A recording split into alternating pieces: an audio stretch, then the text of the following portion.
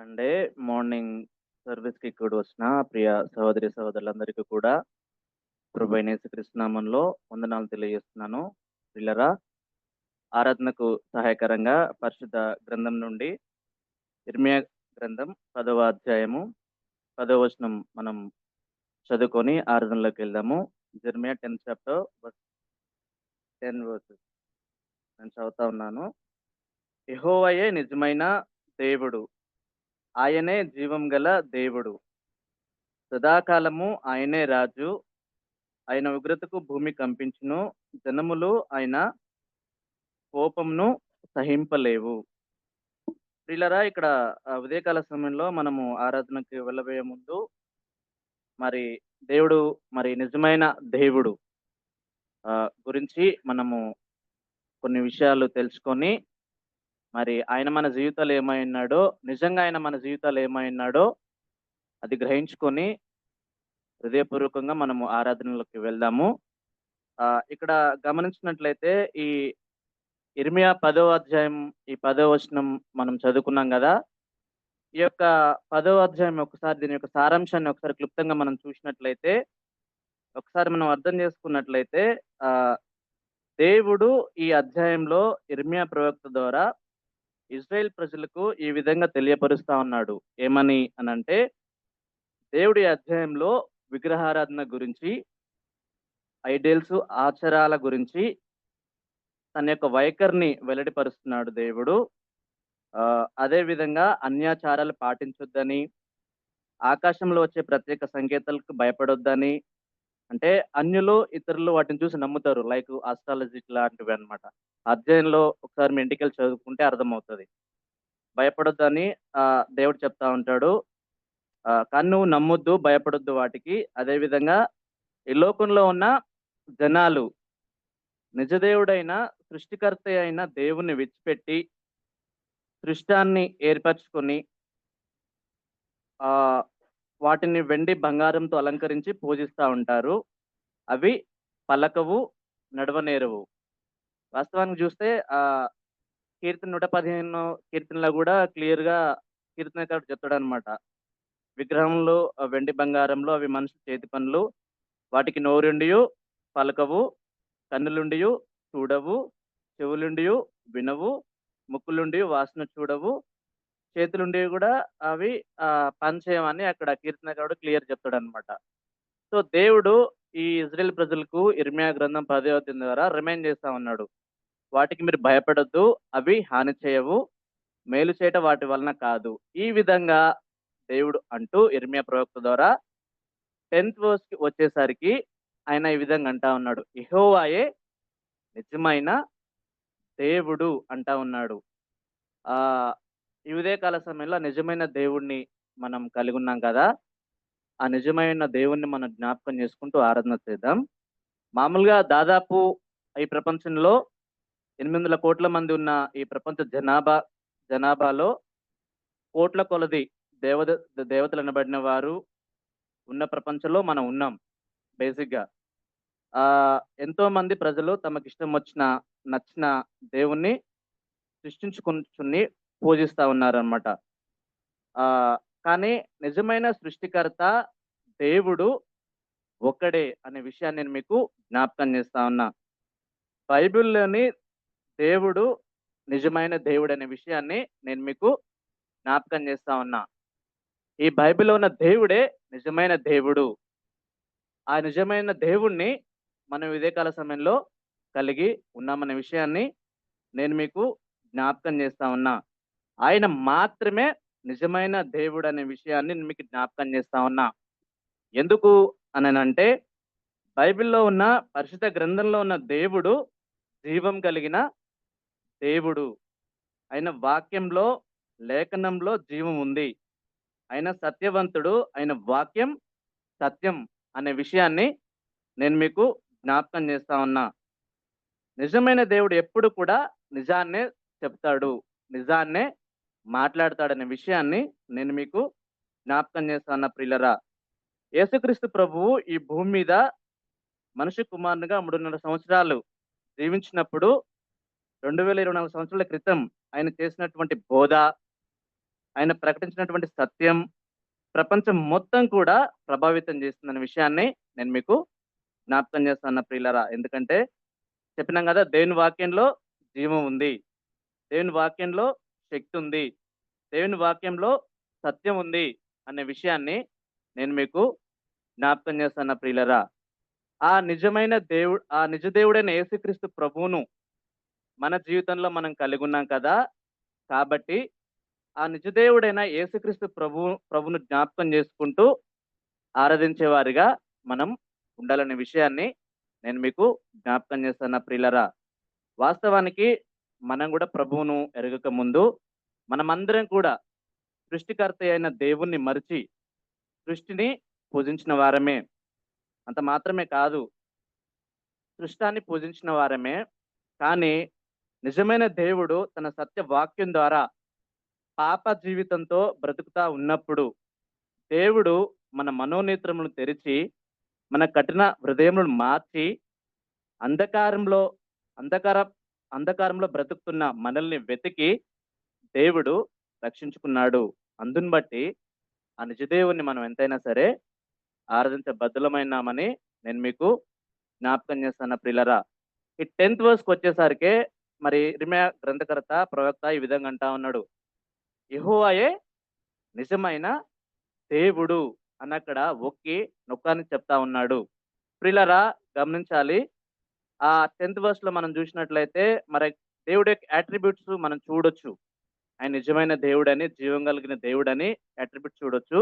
ఈ ఉదయకాల సమయంలో ఒక అట్రిబ్యూట్‌ని యెహోవా నిజమైన దేవుడు అనే విషయాన్ని మనం జ్ఞాపకం చేసుకుంటూ మన యొక్క దైనందిన క్రైస్తవ జీవితంలో లేదా ఆత్మీయ జీవితంలో నిజమైన దేవుడు మన ఎడల ఆయన యొక్క గుణగణాలను మన దైనందిన జీవితంలో దేవుడు ఎలా కనపరుస్తా ఉన్నాడో ఒక 3 విషయాలు చూసుకొని మనము ఆరాధన చేద్దాం.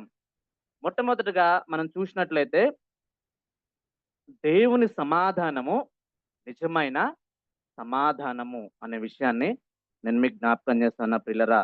అంటే ఆయన యొక్క సమాధానం గురించి ఒకసారి మనం ఆలోచన చేసినట్లయితే మన జీవితంలో పరిస్థితులు ఏమైనప్పటికిని, అనుకూలంగా ఉన్నప్పటికిని, అనుకూలంగా లేనప్పటికిని, దిక్కుతోచని పరిస్థితులు మన జీవితంలోకి వచ్చినప్పటికిని, ఎదురైనప్పటికిని, దేవుడు తన వాక్యం ద్వారా మన హృదయంలో, మన జీవితంలో నిజమైన సమాధానాన్ని, నెమ్మదిని మనకు ఇస్తా వస్తా ఉన్నాడు ప్రియులరా. అందుని బట్టి మనం ఆయన ఎంతైనా సరే ఆరాధన చేసే వారిగా మనం ఉండాలి. ఆ నిజమైన సమాధానాన్ని దేవుడు మనకు మన దైనందిన ఆత్మీయ జీవితంలో అయినా అనుగ్రహిస్తా వస్తా ఉన్నాడు. నిజంగా అనేక సిట్యుయేషన్స్ మనకు వస్తా ఉంటాయి. అనేక పరిస్థితుల గుండా వెళ్తా ఉన్నప్పుడు, దిక్కుతోచని పరిస్థితుల గుండా వెళ్తా ఉన్నప్పుడు, నెమ్మది లేని పరిస్థితిలో ఉన్నప్పుడు, దేవుడి దగ్గరికి వచ్చి ప్రార్థన చేసినప్పుడు, ఆయన వాక్యం దగ్గరికి వచ్చినప్పుడు, దేవుడు తన వాక్యం ద్వారా, తన సేవకుల ద్వారా మాట్లాడుతూ మన జీవితాల్లోకి ఆయన నెమ్మదిని, సమాధానాన్ని ఇస్తా వస్తా ఉన్నాడు ప్రియులారా. అందుని బట్టి మనము ఆరాధన చేసేవారుగా మనం ఉండాలి. ఉదాహరణకు పౌలు యొక్క జీవితాన్ని మనం చూసినట్లయితే ఆయన చివరి దినాల్లో రోమా చెరలో ఉన్నప్పుడు కొన్ని రోజులు శిరచ్ఛేదనం చేస్తారని తెలిసి కూడా మరణమును ఎదుర్కొనబోవు ఆ స్థితిలో ఉన్నప్పుడు మరి అట్లాంటి పరిస్థితిలో కూడా ఆయన నెమ్మదిని, సమాధానాన్ని మరి పౌలు గారు కలిగి ఉన్నాడు. ఆ నిజమైన సమాధానాన్ని దేవుడు ఆయనకి ఇస్తా వచ్చినాడు. అందుకే ఫిలిప్పీ పత్రికలో ఆయన అంటాడు కదా, 4వ అధ్యాయము 7వ వచనంలో దాని ముందు 2 వచనాలు మనం చూసినట్లయితే ఎల్లప్పుడూ ప్రభునందు ఆనందించుడని అంటాడు. సహనంతో చింతింపకుండా ప్రతి విషయాన్ని కృతజ్ఞత పూర్వకంగా విన్నపములు తెలియపరచమంటాడు. అప్పుడు 7th వర్స్‌లో ఈ విధంగా అంటాడు. అప్పుడు సమస్త జ్ఞానమునకు మించిన దేవుని సమాధానము యేసుక్రీస్తు వలన మీ హృదయములకును తలంపులకును కావలి యుండును అని అక్కడ మరి పౌలు భక్తుడు పిల్లికి చెప్తా ఉన్నాడు ప్రియులరా. నిజంగా మన ప్రభువైన యేసుక్రీస్తు వలన మన హృదయములకు, మన తలంపులకు ఆయన సమాధానం కావలిగా ఉంటా వస్తా ఉంది. నిజమైన సమాధానాన్ని దేవుడు మనకు ఇస్తా వస్తా ఉన్నాడు. అందుని బట్టి మనం ఎంతైనా సరే ఆయనను ఆరాధించ బద్ధులమైనామని నేను మీకు జ్ఞాపకం చేస్తున్న ప్రియులరా. అంత మాత్రమే కాదు. నంబర్స్ 6వ అధ్యాయము 26వ వచనంలో చక్కగా దేవుని వాక్యం ఈ విధంగా రాయబడింది ప్రియులరా. ఆ నంబర్స్, యెహోవా నీ మీద తన సన్నిధి కాంతి ఉదయింపజేసి నీకు సమాధానం కలుగజేయును గాక. ఏందంటే దేవుడు మన మీద ఆయన సన్నిధిని, ఆయన కాంతిని ఉదయింపజేసి ఆయన యొక్క సమాధానాన్ని దేవుడు మనకు కలగజేస్తా వస్తా అన్నాడు ప్రియులరా. నిజంగా ఆయన సన్నిధి, ఆయన సమాధానం ఎంత గొప్పదో మన జీవితాల్లో ఎంతగా అనుభవిస్తున్నామో మనకు యాజ్ ఎ బిలీవర్స్ గా మనకు తెలుసు ప్రియులరా. అందుని బట్టి ఆయన ఎంత అయినా సరే మనము ఆరాధించే వారికి ఉండాలని నేను మీకు జ్ఞాపకం చేస్తాను ప్రియులరా. ఇక నిజమైన దేవుడి యొక్క రెండో విషయంలో మనం గమనించినట్లయితే, దేవుని మంచితనము నిజమైన మంచితనము అనే విషయం నేను మీకు జ్ఞాపకం చేస్తున్న ప్రియులరా. ఆయన యొక్క మంచితనాన్ని గురించి మనం చూసినట్లయితే, నిజంగా దేవుడు మన యెడల ఆయన యొక్క నిజమైన మంచితనాన్ని మన దైనందిన జీవితంలో చూస్తా వస్తాము. ఆయన మన యెడల కనబరుస్తా వస్తా ఉన్నాడు ఆయన మంచితనాన్ని. నిజంగా దేవుడు తన తన నిజమైన మంచితనం వలన మన హృదయములను మన కొరకు సంతోషపరచు అనేక మంచి విషయాలను ఆయన చేస్తా వస్తా ఉన్నాడు పిల్లరా. అందుని బట్టి మనం ఆయన్ను ఆరాధించ బద్దులమైన మీకు జ్ఞాపకం చేస్తా ఉన్నా. ఉదాహరణకు మనము మోషే యొక్క మరి జీవితాన్ని మనం గమనించినట్లయితే, మరి సీనాయి అరణ్యంలో మోషేతో దేవుడు పలికిన మాటల్లో ఆయన మంచితనము మనము చూడగలము. ఎక్సోడస్ 33:19 వర్స్ లో మనం చదివినట్లయితే దేవుని యొక్క మంచితనము ఏంటో మనకు అర్థమవుతుంది ప్రియులరా. చదువుతాం 19th వర్స్. ఆయన నా మంచితనం అంతయు నీ ఎదుట కనబర్చెదను, యెహోవాను అను నామము నీ ఎదుట ప్రకటించెదను. నేను కరుణించు అని కరుణించెదను, ఎవని యందు కనికరపడుదునో వాని యందు కనికరపడుదును. ఏంది అనంట, నా మంచితనం అంతయు నీ ఎదుట కనపరచును అని అక్కడ మోషేతో దేవుడు మాట్లాడుతా ఉన్నాడు. నిజంగా ఆయన దేవుని యొక్క మరి గుడ్నెస్ ని నిజంగా ఒకసారి అర్థం చేసుకున్నట్లయితే, ఆయన యొక్క మంచితనం అంతటిని అంతా కూడా ఆయన మరి మన ఎదుట కనపరుస్తా వస్తా ఉన్నాడు దేవుడు.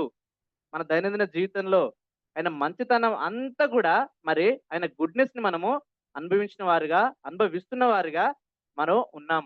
ఆ నిజమైన మంచితనాన్ని మన దైనందిన ఆత్మీయ జీవితంలో మనం కలిగి ఉంటున్న వారిగా మనము మరి మన ఆత్మీయ జీవితంలో మనం ఉన్నాం ప్రియులరా. అందుని బట్టి మనం ఎంతైనా సరే ఆయనను ఆరాధించే బద్దులమైనామని నేను మీకు జ్ఞాపకం చేస్తాను ప్రియులరా. ఆయన మంచితనం అంతయు మన ఎదుట కనబరుస్తా ఉన్నాడు. ఆ నిజమైన మంచితనాన్ని బట్టి మన ప్రభుని ఆరాధించి కృతజ్ఞత చెల్లించే వారిగా మనందరం కూడా ఉండాలనే విషయాన్ని నేను మీకు జ్ఞాపకం చేస్తున్నా ప్రియులరా. మూడవదిగా లాస్ట్ గా మనం చూసినట్లయితే, దేవుని కృప అంట నిజమైన కృప. నిజంగా దేవుని కృప ఈ ఉదయకాల సమయంలో మనందరం కూడా ఈ విధంగా సజీవులకులో ఉన్నామంటే, ఈ విధంగా బ్రతుకున్నామంటే, ఈ విధంగా కూర్చున్నామంటే అది కేవలం కూడా దేవుని కృప. దేవుని కృప మాత్రమే. నిజంగా ఆయన కృప నిజమైన కృప అనే విషయాన్ని నేను మీకు జ్ఞాపకం చేస్తున్న ప్రియులరా. నిజంగా కృప అంటే అనర్హులమైన వారు పొందేదే కృప. ఏ యోగ్యత లేని వారికి తన విశేషమైన కనికరం చొప్పున ఉచితంగా అనుగ్రహించేదే కృప అనే విషయం నేను మీకు జ్ఞాపకం చేస్తున్న ప్రియులరా. నిజదేవుడైన యేసుక్రీస్తు నిజమైన కృప ఉచితమైనది. అలా అని ఆ ఆ మనం ఏదో డబ్బు పెడితే కొనుక్కుంటూ వచ్చేది కాదు కృప. లేకపోతే ఏంది డబ్బుతో కొనలేని కృప. ఈ లోకంలో డబ్బు పెట్టి అనేక విషయాలు అనేక మనం కొనుక్కోవచ్చు, అనేక వస్తువులు కొనుక్కోవచ్చు. కానీ కానీ కృప మరి ఉచితంగా వచ్చింది. కానీ ఆ కృప వెనుక ఎంతో మరి మరి మరి త్యాగం ఉందనే విషయాన్ని నేను మీకు జ్ఞాపకం చేస్తున్నా ప్రియులరా. ఆయన కానీ మన ఎడల దేవుని కృప ఎంతో విలువైనది, ఎంతో అమూల్యమైనది. ఈ ఉచితమైన కృప వెనకాల మన ప్రభు అయిన యేసుక్రీస్తు అమూల్యమైన మరి ప్రాణం, మరి దేవుడు మన కొరకు మరి మనకు నీకు నా కృపని ఇయ్యడానికి, మరి ఆ కృప ద్వారా మరి దేవుడు మనం రక్షించుకోవడానికి యేసుక్రీస్తు ప్రభువు, దేవాదేవుడైన యేసుక్రీస్తు ప్రభువు పరలోకాన్ని వీడి భూలోకానికి వచ్చినాడు. నీ కొరకు నా కొరకు సిల్వలో మరి ఆయన మరణించినాడు, రక్తం చిందించినాడు. ఆయన మరి అంత మాత్రమే కాదు, చనిపోయి ఆయన తిరిగి మూడో దినాన లేచిన దేవుడుగా మరి మనకున్నాడు ప్రియులారా. నిజంగా మన కొరకు అసలు ఆ కాస్ట్‌ని వెలకట్టలేము మనము. ఆ యేసుక్రీస్తు ప్రభు యొక్క ఆ యొక్క వెలని మనము వెలకట్టలేము. నిష్కళంకమైన పరిశుద్ధమైన రక్తాన్ని మన కొరకు ధారబోసాడు. నీకును నాకును మరి రక్షణను దేవుడు అనుగ్రహిస్తా వచ్చినాడు ప్రియులరా. నిజంగా అందుకే అందుకే దేవుడు అంటాడు కదా, ఎఫెసీ పత్రిక 2వ అధ్యాయము 8వ వచనంలో ఈ విధంగా దేవుడు సెలవిస్తా ఉన్నాడు.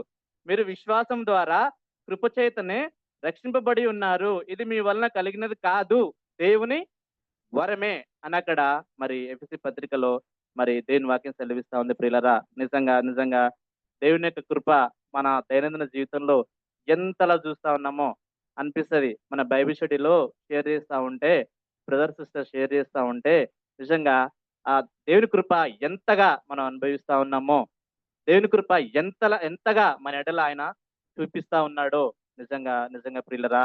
ఆయన యొక్క మరి గ్రేస్‌ని బట్టి, ఆయన యొక్క కృపను బట్టి మనము, ఆయన నిజమైన కృపను బట్టి మనం ఎంతైనా సరే ఆరాధించే బద్దులమైనామని నేను మీకు జ్ఞాపకం చేస్తాను ప్రియులరా. అంత మాత్రమే కాదు, దేవుడు రక్షించుకున్న తర్వాత ఆయన కృప చేత మరి మరి దేవుడు విశ్వాసం ద్వారా ఆయన కృప రక్షింపబడిన తర్వాత ఆయన మరి ఆ కృప విడిచిపెట్టలేదు మన ఎడల.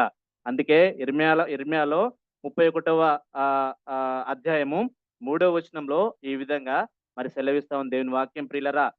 శాశ్వతమైన ప్రేమతో నేను నిన్ను ప్రేమించున్నాను గనుక విడువక నీడల కృప చూపుచున్నాను. నిజంగా దేవుడి యొక్క ప్రేమ, వాట్ ఐ లవ్. నిజంగా శాశ్వతమైన ప్రేమతో ఆయన ప్రేమిస్తా ఉన్నాడు. విడువక మన ఎడల ఆయన దినదినం కూడా అనుక్షణం కూడా ఆయన మరి మన ఎడల తన కృపను వెల్లడిపరుస్తా ఉన్నాడు ప్రియులరా. అట్లాంటి నిజమైన దేవుణ్ణి మనం కలుగున్నాం. ఆ నిజమైన దేవుణ్ణి మన జీవితాల్లో మరి ఈ విషయాలు జ్ఞాపకం చేసుకుంటూ మరి ఆయన సమాధానం నిజమైన సమాధానం అని, ఆయన మంచితనం నిజమైన మంచితనం అని మన ఎడల చూపిస్తా ఉన్నాడు. ఆయన కృప నిజమైన కృప అని. అంత మాత్రమే కాదు, నిజంగా సృష్టికర్త అయిన దేవుణ్ణి మరిచి సృష్టాన్ని పూజిస్తున్న మనము, దేవుడు లేని జీవితాల్లో బ్రతుకుతున్న మనల్ని, నరకానికి పాత్రలా కావలసిన మన జీవితాలను దేవుడు మన మనోనేత్రం తెరిచినాడు. సత్య వాక్యాన్ని మనకు తెలియపరిచినాడు. ఆ వాక్యం ద్వారా దేవుడు మనల్ని రక్షించుకున్నాడు. రక్షించుకోవడం మాత్రమే కాదు, నన్ను మనందరినీ కూడా పరలోకపు రాజ్యపు వారసులుగా దేవుడు చేస్తా వచ్చినాడు ప్రియులరా. ఈ అన్నిటిని కూడా మనం జ్ఞాపకం చేసుకుంటూ మన జీవితంలో ఆయన ఏమై ఉన్నాడు అది గ్రహించుకొని హృదయమారా, ఆత్మతో, సత్యంతో, యథార్థ హృదయం కలిగి మనము ఆరాధన చేద్దాం. అట్టి కృపధన్యత దేవుడు మనందరికీ దయచేయను. Father, we thank you, we praise you, Lord, for this time, especially as we remember, Lord, that you are the true and living one, and you have made yourself real in our life. We who were sinners on our way to death, we were dead in our sins, we couldn't even respond to your love. But you made us alive in the Lord Jesus Christ and showed us the way of the truth, the way of life. And you led us, and you still lead us, Lord. Your saving grace not only saved us, your grace is continuing to sanctify, protect us. Thank you for your great goodness we enjoy now. We cannot imagine, may we not take this goodness for granted. And thank you for the peace we enjoy. In a peaceless world, in a world that has no peace, we have experienced the true peace. All by your grace. We praise you, we worship you, Master. And Lord, may we live for your glory. Thank you, Lord. In Lord Jesus' most precious name we pray. Amen.